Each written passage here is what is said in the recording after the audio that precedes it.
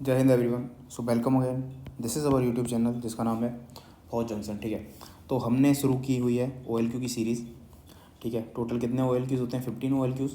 हम 3 तक बात कर चुके हैं। OLQ नंबर 1 जो आपका है इफेक्टिव इंटेलिजेंस, ये बताता है आपका जो सॉल्यूशन है वो वर्केबल है या नहीं। ठीक है, अगर आपका सॉल्यूशन वर्केबल है, किसी भी प्रॉब्लम का सॉल्यूशन निकालने के लिए अगर मैं आपसे बोल रहा हूँ और वो वर्केबल है, तो मैं बोलूँगा कि ठीक है आपके अंदर OLQ 1 है। ठीक है, आपने सॉल्यूशन निकाल लिया। इसके बाद बात आती है OLQ नंबर 2 की, जो है आपकी रीजनिंग एबिलिटी, जो बताएगा कि जो आपने सॉल्यूशन निकाला है वो रीजनेबल है या नहीं। रीजनेबल का मतलब सोर्स आप सेव कर पा रहे हो या नहीं, रिसोर्सेज को आप बचा पा रहे हो या नहीं। रिसोर्सेज आपके टाइम हो सकता है, मनी हो सकता है ना, आपकी एनर्जी हो सकती है, वेदर इट इज़ मेंटल और फिजिकल। ठीक है, अगर आप किसी भी तरह से मैक्सिमम रिसोर्सेज को सेव कर पा रहे हो देन आपका सॉल्यूशन क्या है? रीजनेबल है। तो मैं बोलूँगा ठीक है आपके अंदर OLQ नंबर 2 भी है।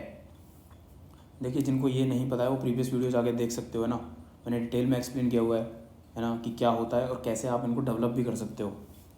ठीक है, उसके बाद आता है आपका OLQ नंबर 3, जो क्या है आपका ऑर्गेनाइजिंग एबिलिटी। देखिए, मैंने आपको बोला कि आप एक सॉल्यूशन निकालिए। ठीक है, आपने निकाला, वो वर्केबल था, ठीक है, वो रीजनेबल भी था, ठीक है, बट वो कैसा होना चाहिए? ऑर्गेनाइज्ड होना चाहिए।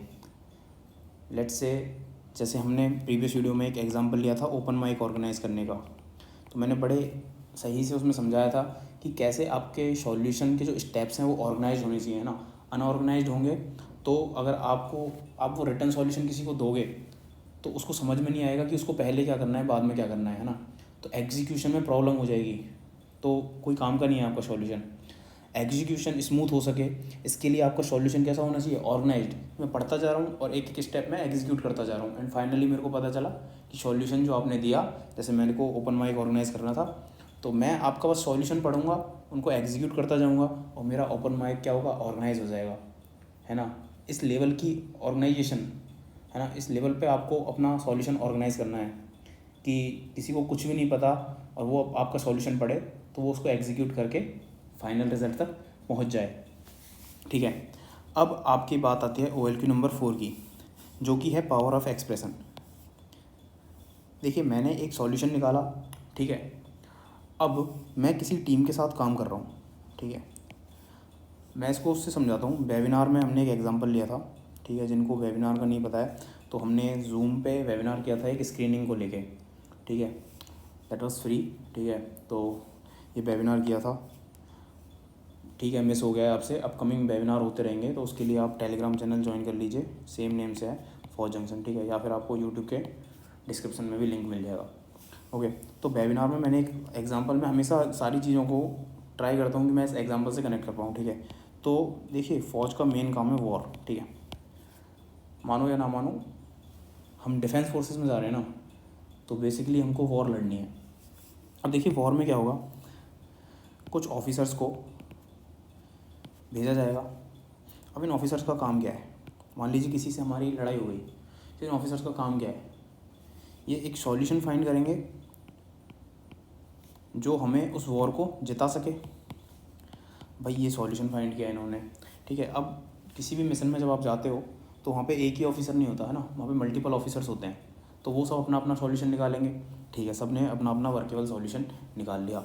अब वो क्या करेंगे? अपने अपने सॉल्यूशन को एक दूसरे के साथ डिस्कस करेंगे और डिस्कस करने के बाद सबके सॉल्यूशन के अच्छे अच्छे पॉइंट रख के एक रीजनेबल सॉल्यूशन बनाया जाएगा। रीजनेबल सॉल्यूशन बनाया जाएगा जो मोर इफेक्टिव होगा, मतलब वही रिसोर्सेज बचेंगे जिसमें। तो सॉल्यूशन वर्केबल निकाला OLQ 1, उसको डिस्कस करके रीजनेबल किया OLQ 2। ठीक है, अब वो सॉल्यूशन को ऑर्गेनाइज करेंगे। ऑर्गेनाइज इन द सेंस कि कैसे अटैक करना है ना, स्टेप्स होते हैं ना, स्टेप्स फॉलो करने हैं ना हमको, स्टेप बाय स्टेप सब कुछ होगा, तो वो स्टेप्स को ऑर्गेनाइज करना। ठीक है, स्टेप्स को ऑर्गेनाइज करना, ये शो करेगा उनकी OLQ नंबर 3। अब देखिए, यहाँ तक क्लियर है। ऑफिसर्स ने आपस में डिस्कशन किया, एक ऑर्गेनाइज वर्केबल और रीजनेबल सॉल्यूशन निकाल लिया। बट वहाँ पे ऑफिसर्स ही नहीं होते, वहाँ पे क्या होंगे? सोल्जर्स भी होंगे, जवान भी होंगे।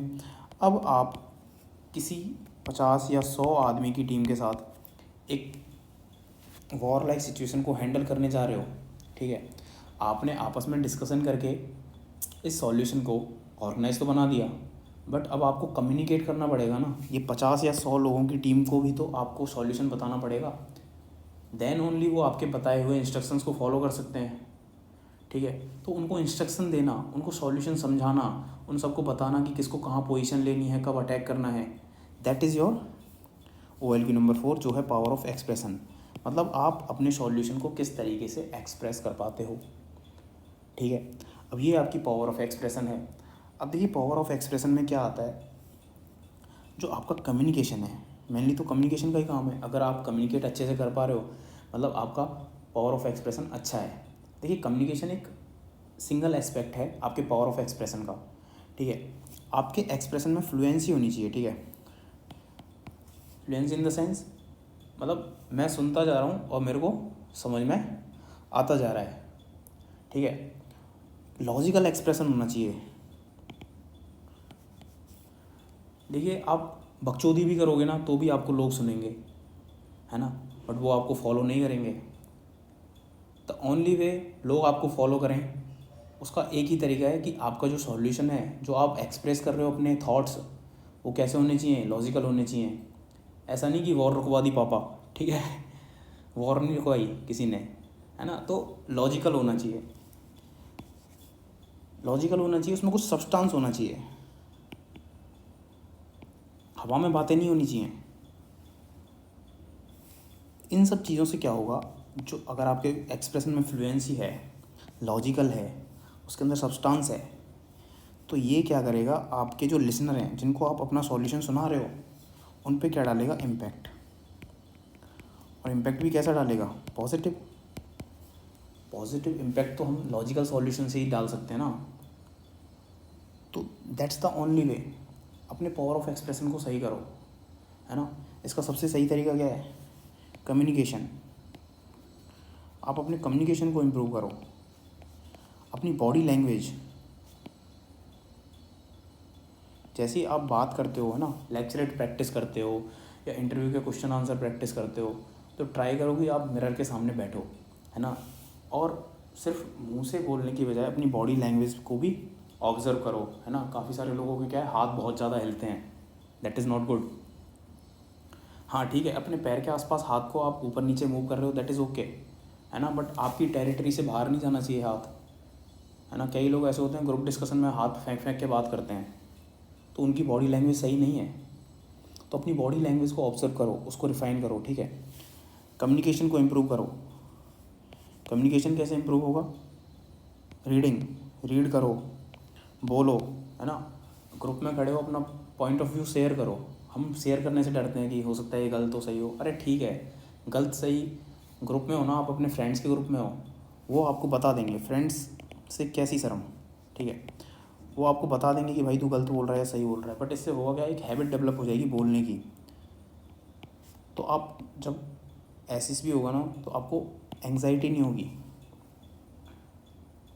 उसके बाद आपके रेस्पॉन्सेज में वर्बोसिटी नहीं होनी चाहिए। वर्बोसिटी इन द सेंस बहुत ज़्यादा बढ़ा चढ़ा के बातें नहीं करनी है, पॉइंट टू पॉइंट।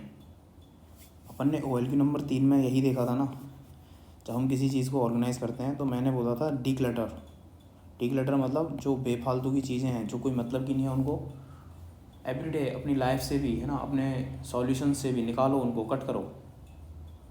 एकदम शॉर्ट एंड क्रिस्प आपका सॉल्यूशन होना चाहिए कि मेरे को पढ़ के पूरा समझ भी आ गया और मेरे को पढ़ने में एफर्ट भी नहीं लगा, है ना। इतना सिंपल और इतना क्रिस्प आपका सॉल्यूशन होना चाहिए।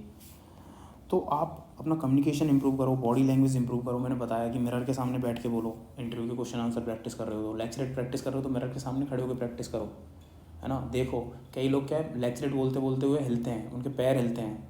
तो ये सब चीज़ें ऑब्जर्व करके प्रैक्टिस के साथ साथ धीरे धीरे क्या करो, इम्प्रूव करो, है ना। नहीं तो ये वहाँ पे SSB में जाके प्रेशर और बढ़ जाता है। अभी तो आप घर पे प्रैक्टिस कर रहे हो ना, प्रेशर नहीं है। SSB में जाके थोड़ा प्रेशर बढ़ेगा तो फिर आप बेकार कर देते हो अपनी परफॉर्मेंस। तो ये नहीं होना चाहिए, है ना। तो यही था पावर ऑफ एक्सप्रेशन, है ना। बहुत ही तरीके से OLQs को मैं बोलूँगा अच्छी तरह से सेट किया हुआ है। मतलब पहले आप सॉल्यूशन निकाल रहे हो, फिर रीज़नेबल है, फिर उसको ऑर्गेनाइज़ किया, फिर उसको एक्सप्रेस किया, है ना। अब एक्सप्रेस करने के बाद क्या होगा, आपको फीडबैक भी तो मिलेगा, है ना, उसके हिसाब से आप अपना सॉल्यूशन फिर रिफाइन करोगे। जो मैंने यहाँ पे बोला, जैसे ऑफिसर्स ने अपना अपना सॉल्यूशन निकाला, अब वो क्या करेंगे, डिस्कस करते टाइम भी तो आपका कम्युनिकेशन यूज़ हो रहा है ना। बिना कम्युनिकेशन के कैसे डिस्कशन होगा? तो कम्युनिकेशन बहुत ज़्यादा इंपॉर्टेंट है ना। अपने सॉल्यूशंस जब आप कम्युनिकेट करोगे, डिस्कस करोगे, फिर आपको फीडबैक मिलेगा। जब फीडबैक मिलेगा तो अब यहाँ पे रोल आएगा आपकी क्या, एडेप्टेबिलिटी का, है ना। एडेप्टेबिलिटी इन द सेंस, अगर आप रिजिड हो, मतलब अगर मेरे को ये लगता है नहीं नहीं मेरा ही सॉल्यूशन सही है, तो मैं कभी भी एक रीज़नेबल और ऑर्गेनाइज सॉल्यूशन पे नहीं पहुंच सकता, ठीक है। कभी भी अगर आप इतना रिजिड हो जाते हो कि नहीं मेरा ही सॉल्यूशन सही है, तो आप कभी भी रीज़नेबल सॉल्यूशन पे नहीं पहुंच पाओगे। तो आपने सॉल्यूशन बनाया, ठीक है, कम्युनिकेट किया, कम्युनिकेट करने के बाद, डिस्कशन के बाद एक रीज़नेबल सॉल्यूशन कब आएगा, जब आपके अंदर क्या होगी, एडेप्टेबिलिटी होगी, मतलब दूसरे के अच्छे पॉइंट आप एडेप्ट कर पाओगे। देन ओनली आप अपने सॉल्यूशन को रिफाइन कर सकते हो, एंड देन ओनली आप क्या कर सकते हो, एक रीज़नेबल सॉल्यूशन निकाल सकते हो। तो पावर ऑफ एक्सप्रेशन के बाद रोल आता है एडेप्टेबिलिटी का, और यही है आपकी अगली OLQ जिसका नाम है सोशल एडेप्टेबिलिटी। तो सोशल एडेप्टेबिलिटी के बाद हम अगले लेक्चर में करेंगे, ठीक है। तब तक के लिए OLQ 1, 2, 3 और 4 4 OLQ हम कर चुके हैं। इनको कैसे डेवलप करना है, इनको कैसे इम्प्रूव करना है, वो हम कर चुके हैं। तो ये छोटे छोटे चेंजेस अपनी प्रिपरेशन में, अपनी डेली लाइफ में शुरू करो ना, देन ओनली आप OLQ डेवलप कर सकते हो, है ना। मैं कह रहा हूँ आपको बहुत शॉर्ट विंडो मिलता है ना, डिफेंस में जाने के लिए। मतलब अगर मैं CDS की बात करूँ तो आप 21 तक तो अपनी ग्रेजुएशन ही करते हो, 21 से 23, 24 तो ज्वाइनिंग का एज होता है। लगभग आपके पास 2-2.5 साल होता है ना। 2-2.5 साल कम टाइम है भाई, किस लिए? अगर आप सिर्फ PPTT और ये TAT प्रैक्टिस करते रहोगे तो बेटर ये है।